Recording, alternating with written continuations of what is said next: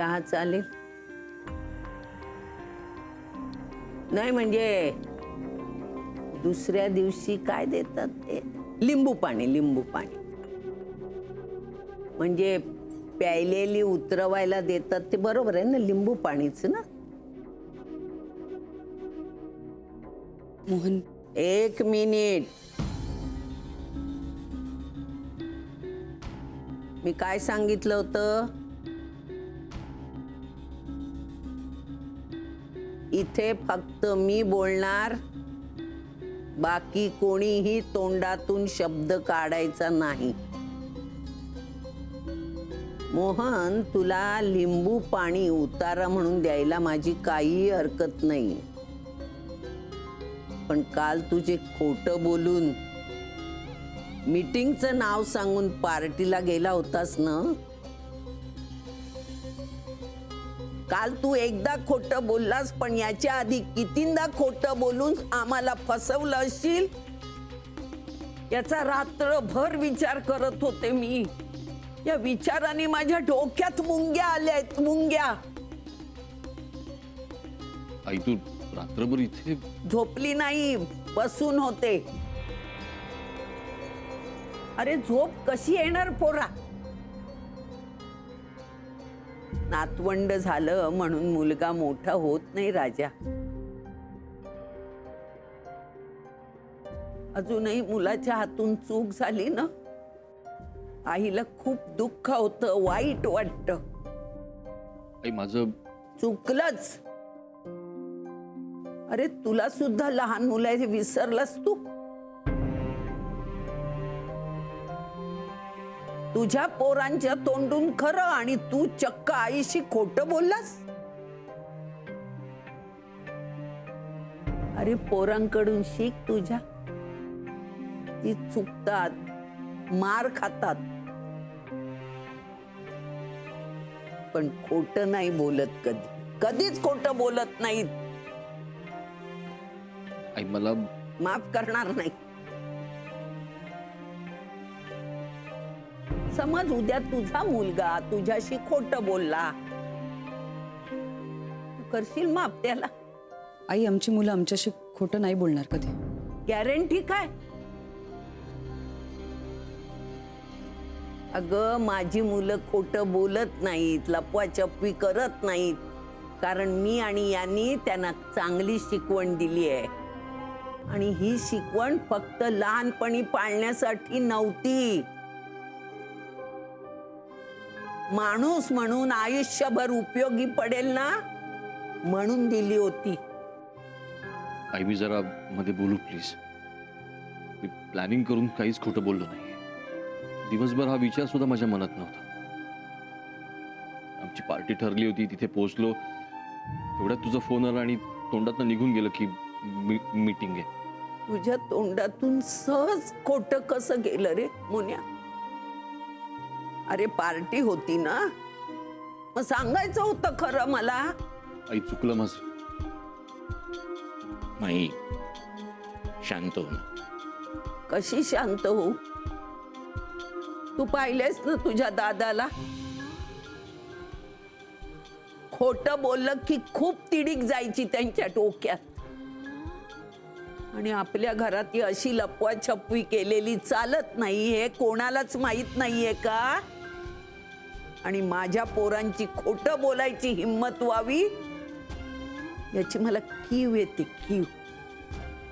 उठ, जा तुझ्या खोलीत. गीता, खोलीत जाऊन चहा दे त्याला, जा. आता शेवटचं सांगते, जोपर्यंत मी या घरात जिवंत आहे तोपर्यंत कुणीही खोटं बोललेलं मला चालणार नाही. उद्या मी मेल्यावर तुम्हाला काय पाहिजे ते करा, मी काही तुम्हाला विचारायला येणार नाहीये, कळलं?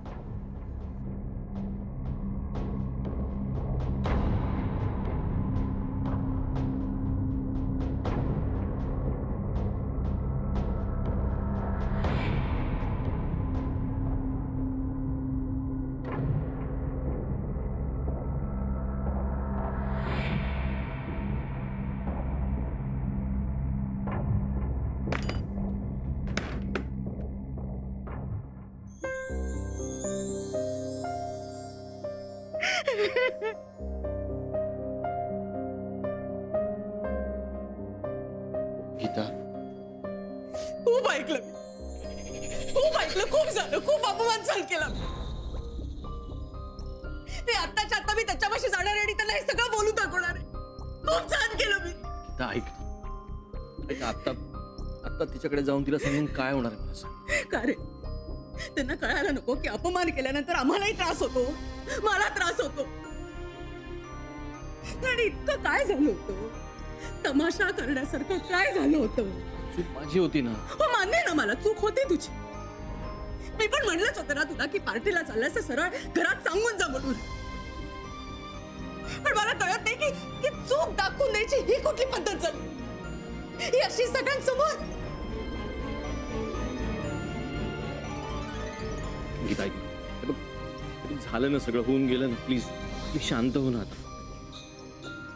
मी शांत नाही होऊ शकत. मला खूप लागलंय मोहन.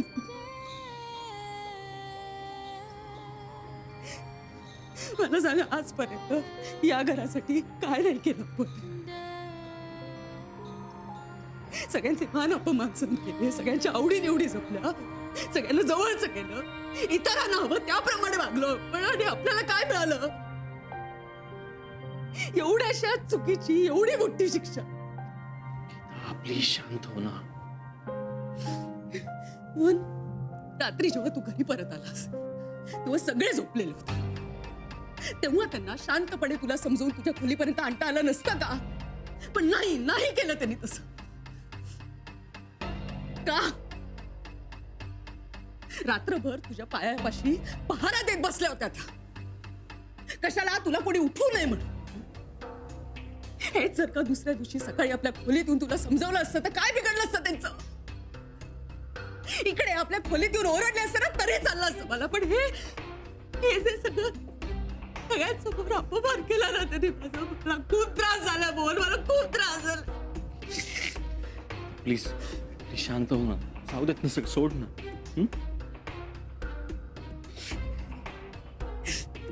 मला आज कळून चुकली तुझी. नाही, खरंच कळून चुकली. इतके वर्ष माहिती नव्हतं पण आता कळले. आणि मला माहितीये की आपल्या लग्नाचाच वचपा करतील. पण मी सुद्धा दाखवून देईन की गीता काय आहेत. गीता प्लीज शांत हो आता. बघ, हवं तर मी माफी मागतो तुझी. प्लीज शांत हो. वाढू नकोस. हा?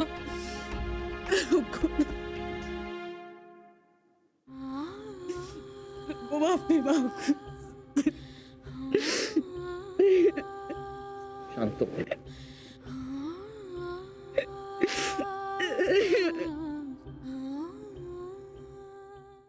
नाही विकास, त्यांना फक्त औषधं कधी आणि कशी घ्यायची एवढंच सांगा.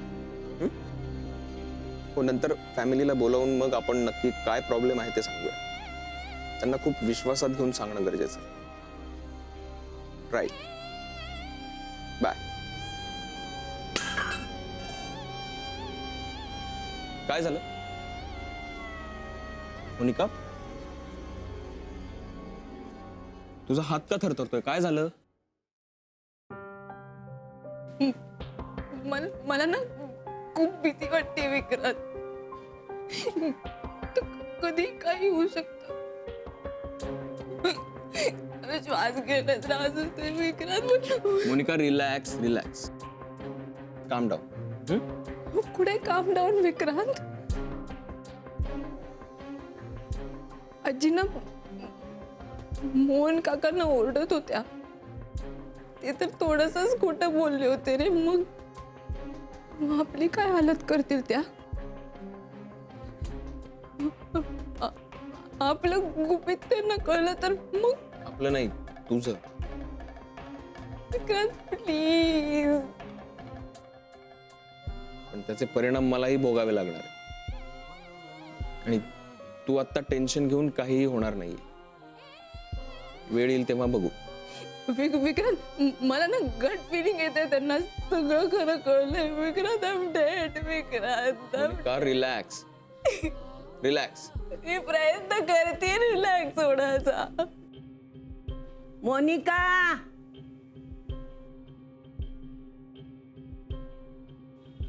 बघ आजी मला बोलवतायत.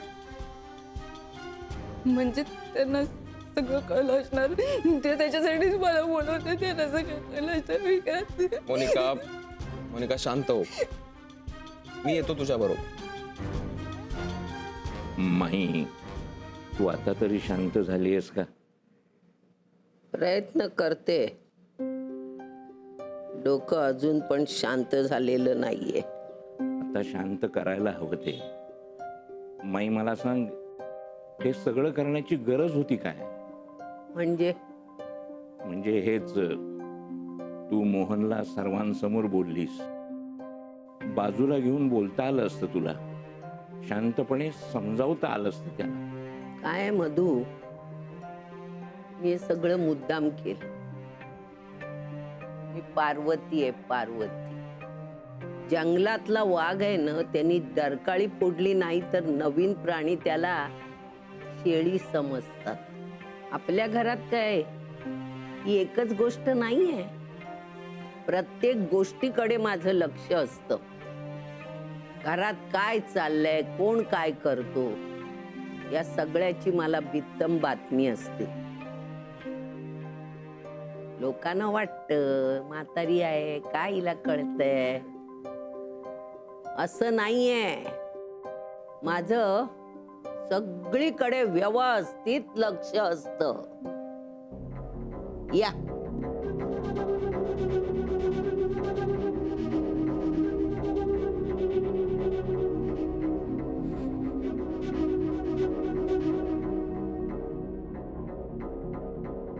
मुद्दाम बोलवलं मी तुम्हाला. माई, ती आली, बोल तिच्याशी.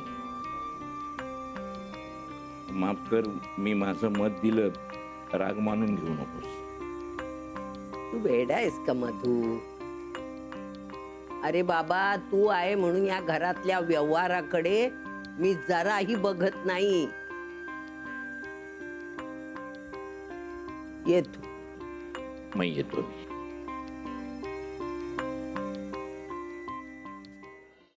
विक्रांत, खरं तर माझं हिच्याकडेच काम होतं. घाबरलीस की काय? म्हणजे नाही, आज सकाळी जे झालं ते बघून तू घाबरलीस की काय? आजी, मी घाबरले कारण तुम्ही एकदम झापलं त्याला. करावं लागतं बाई. मी तुला काल विचारलं होतं की नाही, तू माझ्या जागी असतीस तर काय केलं असतंस? मीच विचारलं आणि मीच तुला उत्तर दिलं. बरं, ते जाऊ दे. मी तुला अशासाठी बोलवलं होतं की उद्या आपल्याकडे गणपती येत आहेत पहिल्यांदाच. तर तुम्ही दोघांनी मला सगळ्यात पुढे असायला हवंय. हो आजी, मी आहेच उद्या. तेव्हा तुम्ही दोघांनी मिळून गणपतीची पूजा करायची आहे. हो आजी. माझं इतकंच काम होतं. मोनिका, तू पुढे हो, मी आलोच. आलेच.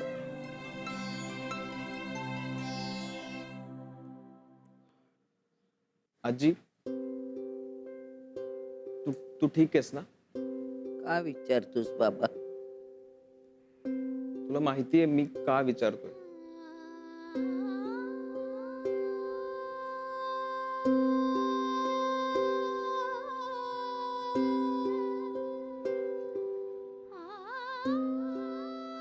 ठणठणीत आहे मी. मिळालं उत्तर मला. बाकी काहीही विचारायचं नाही. काळजी घे. येतो.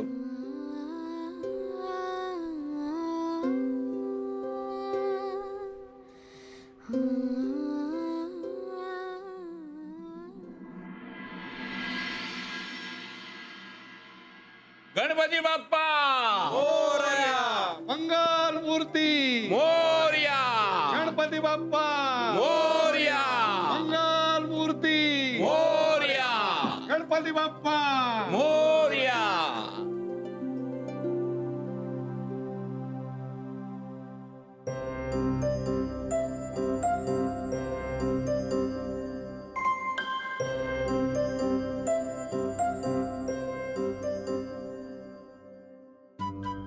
काय रे मधू, अरे गणपतीच्या मूर्तीच्या उजव्या हाताला फळं पण ठेवायची असतात. काय फळं आणलीत का नाही? कुठं गेलेत कुठे या बायका? अरे मोहन, अरे गीता कुठं आहे? असेल नाही इथेच कुठेतरी. गीता आजारी पडलेली नाहीये ना? नाही काही सांगता येत नाही बाबा. नाही रे, काही झालेलं नाही. बरं मधू काका, मी माळा बाहेर लावून येतो. हो ये ये. अरे नानू, उगाच कशाला नाट लावतोस? आतमध्ये असेल ना ती. अरे तसं असेल तर ठीक आहे रे, पण दिसली नाही म्हणून आपलं म्हटलं मी.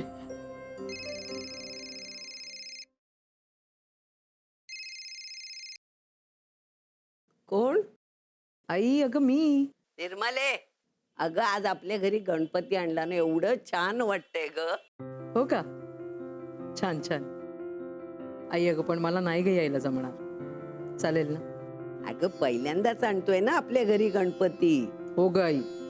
अगं मलाही यावंसं वाटतंय, पण तुम्ही असं अचानक ठरवलं ना आपल्या घरच्या गणपतीचं. आणि मला पुण्याला जायचंय. निरंजनच्या भावाकडे गणपती येतो. गेल्या कित्येक वर्षात त्यांनी बोलावले, पण जाताच आलं नाही. त्यामुळे ह्या वर्षी मी ठरवून टाकलेलं आहे की त्यांच्याकडे जायचंच. असं आहे का? मग जा जा, पहिल्यांदा तुला तिथं जायला हवं. पण आलीस की येऊन जा घरी. हो हो. बरं, गणपती किती दिवस आहे? 1.5 दिवसाचा. आलीस की ये हा, तुझी आठवण येईल बघ खूप. अगं मी पण मिस करेन आपल्या घरातली सगळी धमाल. ठेवते आई. बाय.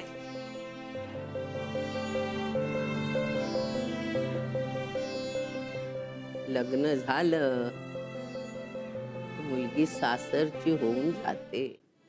काकी येऊ? ये. काकी कुठे आहात तुम्ही? इथेच आहे. असून इथेच, कुठे जाणार? तेच बघायला आले मी. तुम्ही बाहेर नाही ना आलात? गणपती आलेत घरी. छान.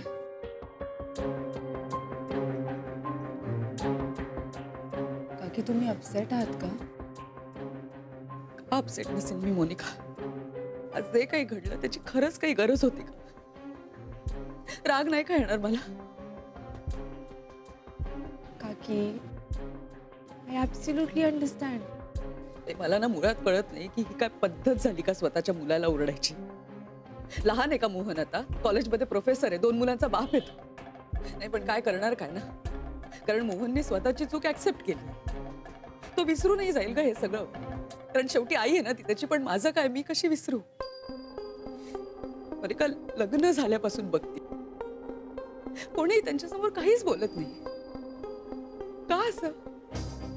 इतक्या वर्षात मलाही त्यांच्या बऱ्याच गोष्टी पटलेल्या नाहीये, पण नाही, त्यांच्या समोर कोणीही मोठ्याने बोलायचं नाही. अलका वहिनींचं काय? त्या तर कधीच काहीच बोलत नाहीत. त्यांना भीतीच वाटते. आणि त्यांचं हे वागणं बघून मी इतके वर्ष गप्प बसले. पण काकी मी आजींना भेटून आले आणि त्यांना खरंच असं वाटत नाहीये. म्हणजे मला असं वाटतंय हे सगळं ना इतक्या इझिली माझ्या मनातनं जाणार नाही. इतकी वर्ष मी या घरात सगळ्यांना सांभाळून घेतलं, सगळ्यांच्या कलाने घेतलं का हा दिवस बघण्यासाठी. काकी यू आर ॲब्सोल्युटली करेक्ट. तुझं सगळं पटतंय मला. हे सगळं ना हे इथेच निघणार, ह्याचं पुढे काहीच होणार नाही. त्यामुळे ना स्वतःचाच राग येतोय मला. तुम्ही तुमचा राग मनात ठेवू नका. म्हणजे मी तुमच्या जागी असते तर आजींना जाऊन जाब विचारला असता, गप्प बसले नसते.